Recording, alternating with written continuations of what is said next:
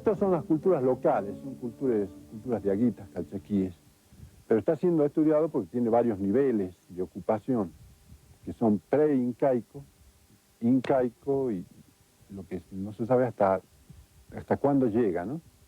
Pero esto posiblemente pueda demostrar de que el Pucará no es únicamente un invento o descubrimiento, digamos, incaico, sino que ya existía en nuestras comunidades locales, ¿no? Porque esto es pre-incaico.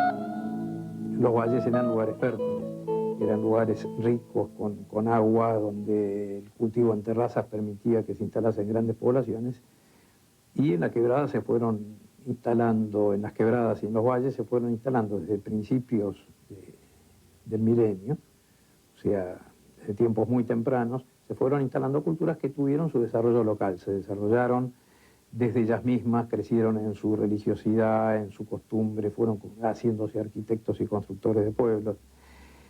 Y yo te diría que estas culturas locales no fueron distinguidas por los españoles que llegaron después bajando por la Quebrada del Toro, porque los españoles solo pudieron identificar parcialidades, no entendían las culturas como tales, sino cada pueblo que se encontraban se enfrentaban con una cosa que para ellos era desconocida o maravillosa o terrible, en todo caso, y preguntaban de quién es este pueblo, y el pueblo era de algún cacique que se llamaba Calchaqui y otro que era diaguita, y fueron denominando culturas que a lo mejor eran parte de la misma cultura o del mismo grupo, las fueron denominando con nombres distintos. Entonces te encontrás en los relatos que estaban poblados los valles por diaguitas y calchaquis y ocloyas, y un sinnúmero de culturas que en realidad tienden a confundirnos hoy cuando tratamos de interpretar qué pasó.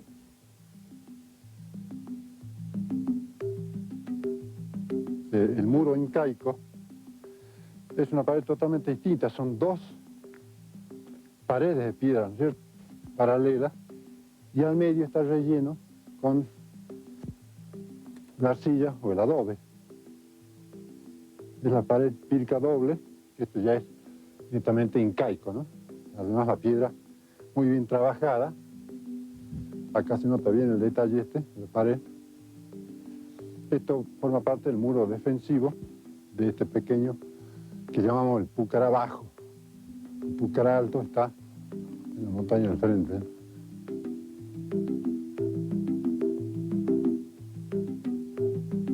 Esto vamos a ver desde arriba. Allá abajo hay ruinas de lo que parece haber sido un centro de distribución incaico. Entonces, este es un pequeño Pucará de fácil acceso, ¿cierto?, de vigía o inclusive, vamos a ver, petrolíferos, como lugares de culto también. Ahora, el Alto es mucho más grande, ya es una ciudad, ¿cierto?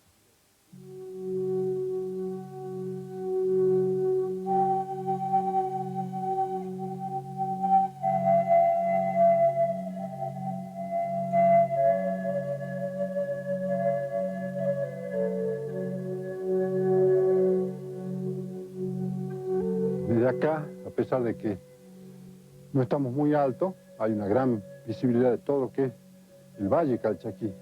Está el Cerro Tintín, que es un cerro clave para la ubicación en cualquier punto de esta zona.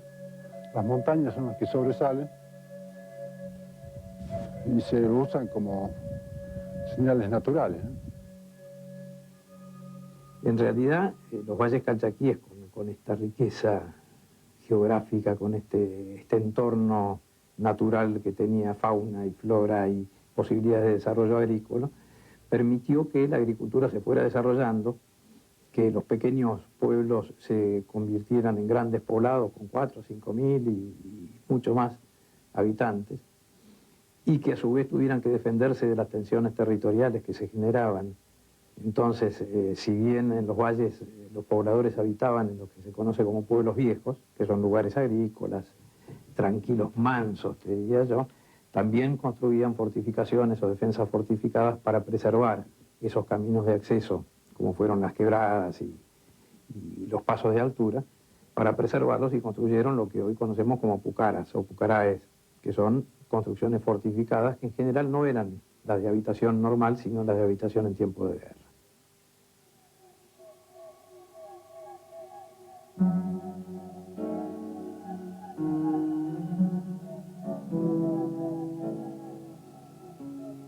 Este es un dibujo también, ¿no? Un grabado, con una pequeña mano.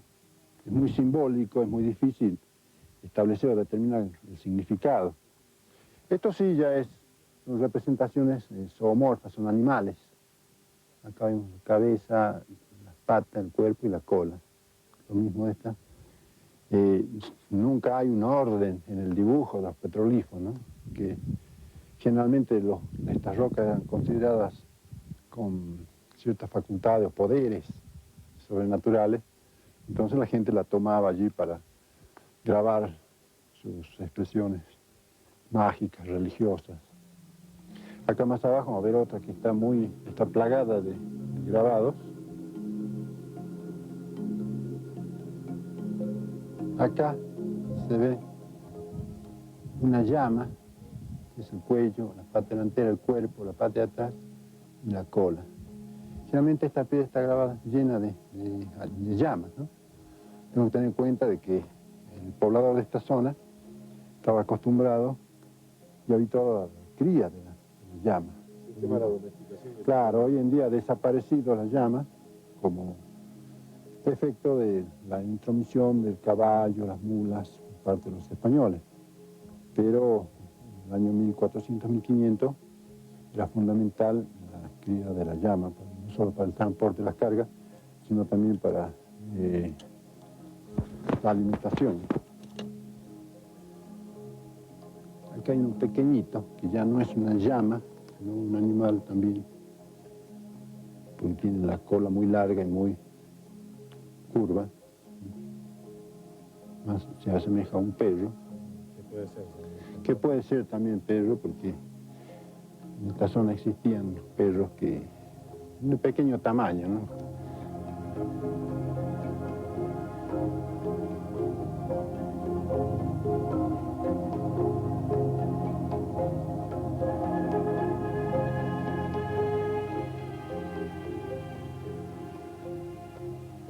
Estos pucaras y estas construcciones fortificadas, estas defensas magníficas, algunas como encontrás en Quilmes o en Santa Rosa de Tastil, sectores de habitación y sectores fortificados, fueron los grandes impedimentos para Diego de Rojas y para Diego de Almagro cuando bajan por la Quebrada del Toro o cuando bajan por la Quebrada de Humahuaca, que se van encontrando puntos de resistencia de las distintas culturas locales para que los enfrentaban y que eran muy difíciles de conquistar.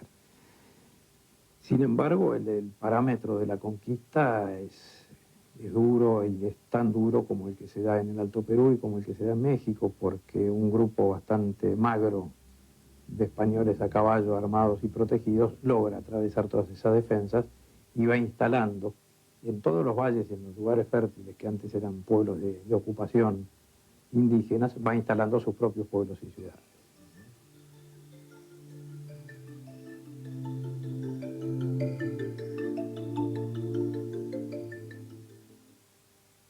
Desde muy profundo en el tiempo, aunque la arqueología decía muy difícil reconstruir cuál era el pensamiento de los hombres de hace 5000 años.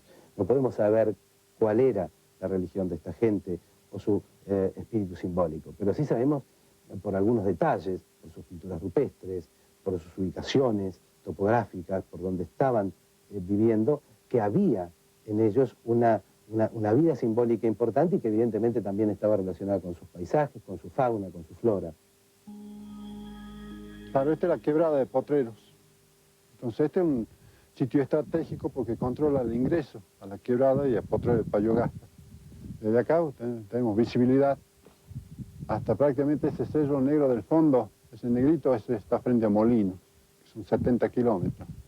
Entonces se ve todo el valle este y se controla la entrada a Potrero de Payogasta, ¿no?